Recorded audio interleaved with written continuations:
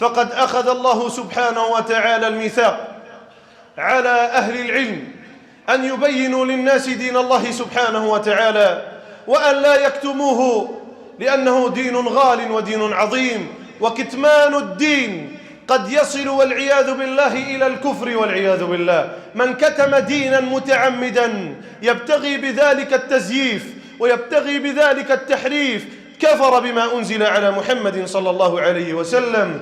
فليعلم كل امرئ مسلم أن العلماء هم ورثة الأنبياء، وأن العلماء هم الذي ورثوا الدين عن رسول الله صلى الله عليه وسلم. وواجب العلماء فيما بين العوام أن يبلغوا دين الله سبحانه وتعالى، ولو كان على سبيل قهرهم، ولو كان على سبيل ابتلائهم.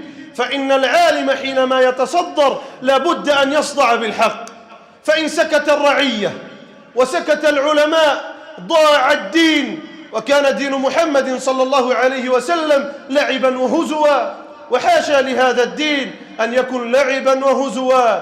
فقد كلف الله سبحانه وتعالى طائفة بهذا الدين إلى يوم القيامة. لا تزال طائفة من أمتي ظاهرين على الحق، ظاهرين على الحق أي أنهم واضحي المنهج، واضحي الراية، واضحي الدين، لا يداهن أحد. طائفة تدافع عن دين الله سبحانه وتعالى، تحارب أعداء الله سبحانه وتعالى. يقول الله سبحانه وتعالى: يا أيها الذين آمنوا من يرتد منكم عن دينه فسوف يأتي الله بقوم، هذه صفات الطائفة المنصورة، فسوف يأتي الله بقوم يحبهم ويحبونه. أول صفة أن الله يحبهم وهم يحبون الله. فسوف يأتي الله بقوم يحبهم ويحبونه أذلة على المؤمنين، ما بين المؤمنين أذلة، ما بين المؤمنين يتواضعون، ما بين المؤمنين رحماء بالمؤمنين، أذلة على المؤمنين أعزة على الكافرين. بس هكذا؟ لا، يجاهدون في سبيل الله، لا يخافون لومة لائم. هذه صفاتهم. ثم تسمع اليوم لأبواق السلاطين وللحى المزيفة التي اشتريت بأموال السلاطين، ولمن كان يجلس عند بلاط السلطان يخبرك ويتحدث أن ما فيه لابد أن تجلس في بيتك. ولماذا تقاطع؟ وليش صراحة تطلع مظاهرات؟ أي نعم، نحن لا نرى بحل المظاهرات هذه اللي فيها مجون واختلاط ونساء ورجال، كما حصل من فترة عندنا في المنيا. كانت النساء تريد أن تحرر الأقصى بالجينز، كانت النساء بدها تحرر الأقصى وهي كشف الرأس ماشي في الشارع وتحمل علم فلسطين. أو بهذا يحرر الأقصى؟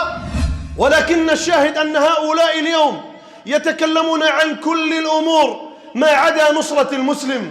فيقول لك رجل سفيه تربى ونمى بطنه على أرز السلطان، فيقول لك: أنت كيف تقاطع المنتجات الإسرائيلية دون أن يأذن لك السلطان؟ جعلوه ربا من دون الله، جعلوه الآمر الناهي من دون الله، باسم الدين زعما منهم، وهم كذبة فجرة. يقول لك: لا يجوز أن تقاطع إلا بإذن السلطان، لا يجوز أن تتكلم وتقول أين الجيوش التي أعدت لقتال اليهود زعما من حكام العرب. قال: ما يجوز أن تتكلم هذا الكلام، هذا ولي أمر لابد أن تتأدب معه. وهل تأدب هذا مع الله ابتداء؟ يقول صلى الله عليه وسلم: إياكم وأبواب السلطان، أو كما قال صلى الله عليه وسلم. ويقول صلى الله عليه وسلم: من أتى أبواب السلطان افتتن. هكذا تربوا، أن لا يتملقوا لحاكم ولا لسلطان ولا لملك ولا لوالي حتى يبقى الدين قائما. من أتى أبواب السلطان افتتن. يقول علي رضي الله عنه وأرضاه، الخليفة الرابع، إمام الدنيا في زمانه، وزير عمر رضي الله عنه وأرضاه، علي صهر النبي، وابن عمه وأبو الحسن والحسين. علي يقول: اتقوا أبواب السلطان. هذا قول علي. ثم تجد اللحى اليوم تتسابق إلى أبواب السلاطين، تتسابق إلى أبواب الحكام، زعما أنهم يريدوا إصلاح الحاكم، فإن وصل إلى الحاكم فسد هو ومن معه وبقي الحاكم على فساده. أين الدين؟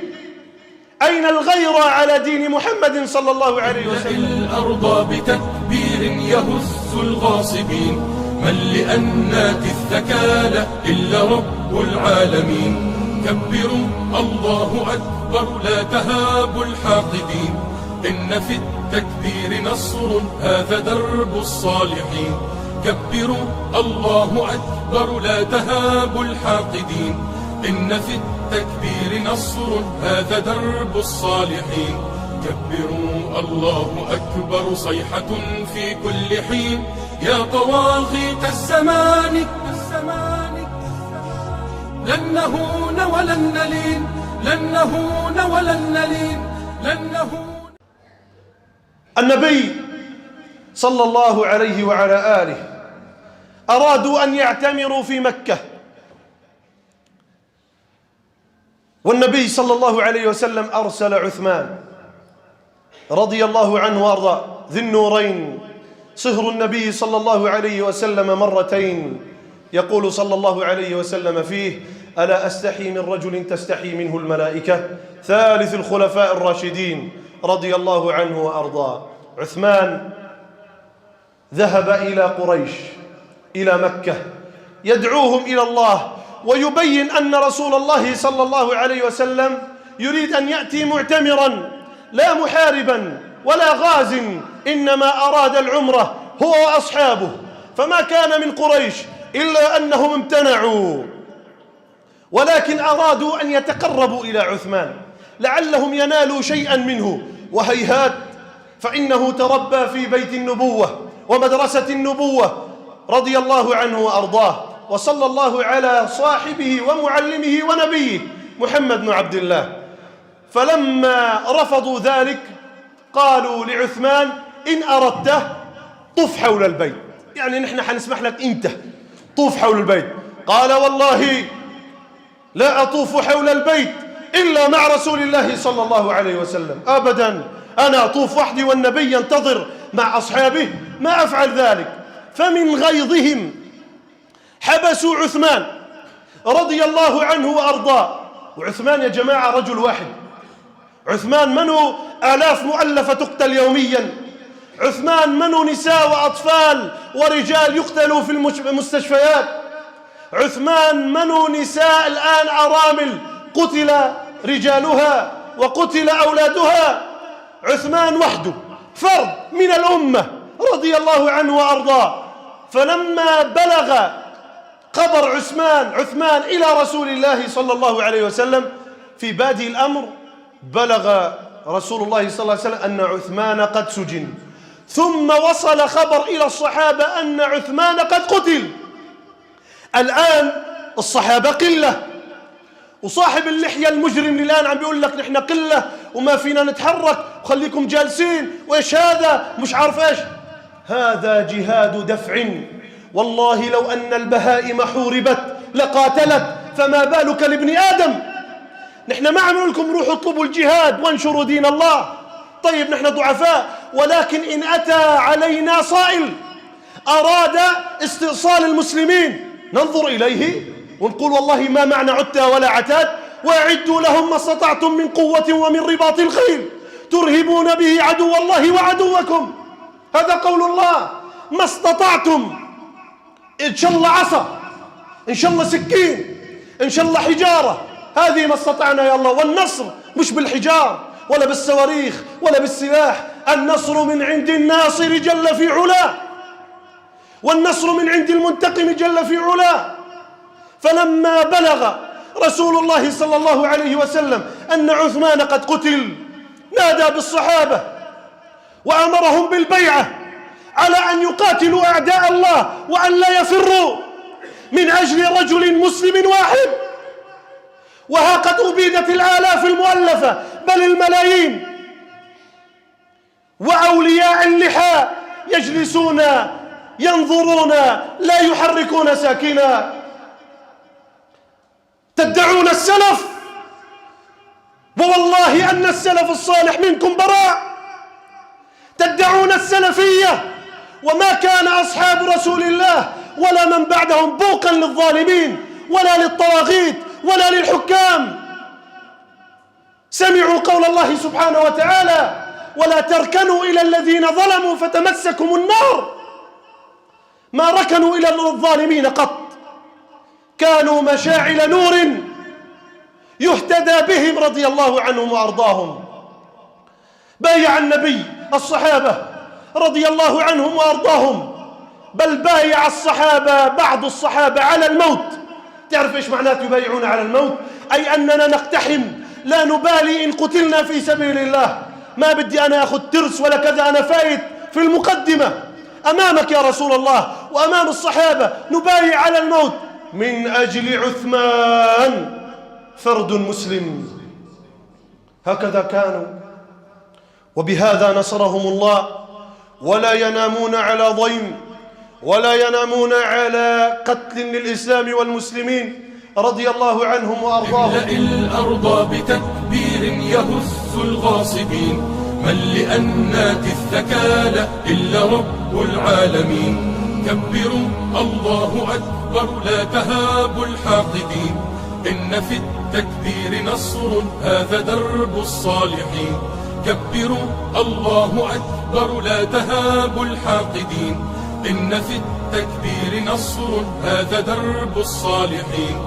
كبروا الله أكبر صيحة في كل حين، يا طواغيت الزمان لن نهون ولن نلين، لن نهون ولن نلين. والصلاة والسلام على رسول الله إمام المجاهدين، سيد من قاتل الأعداء وأعداء الملة والدين. رسولنا صلى الله عليه وسلم كان مقداما شجاعا صلى الله عليه وسلم.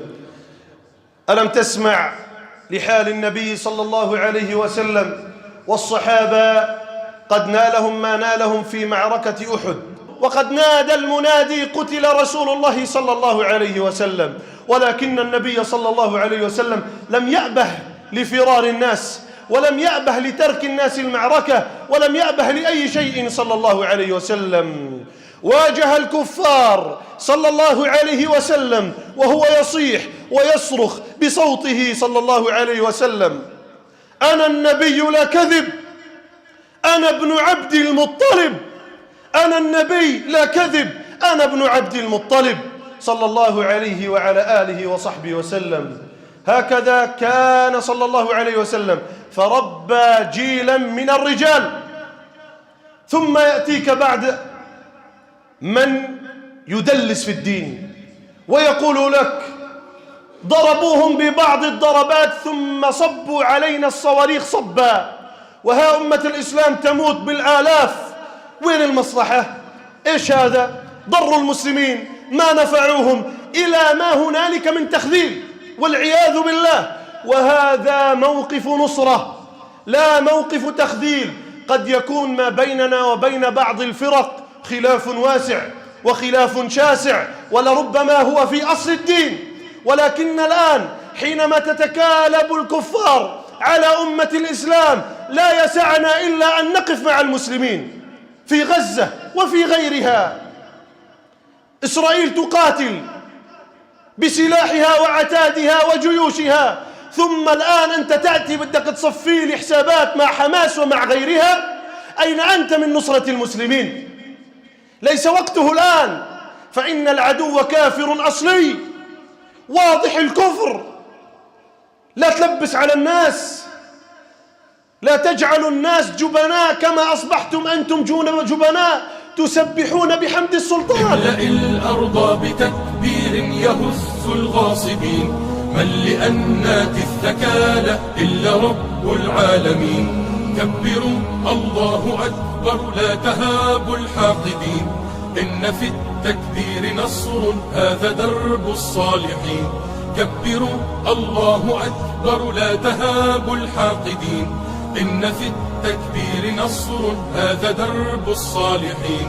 كبروا الله أكبر صيحة في كل حين. يا طواغيت الزمان لن نهون ولن نلين.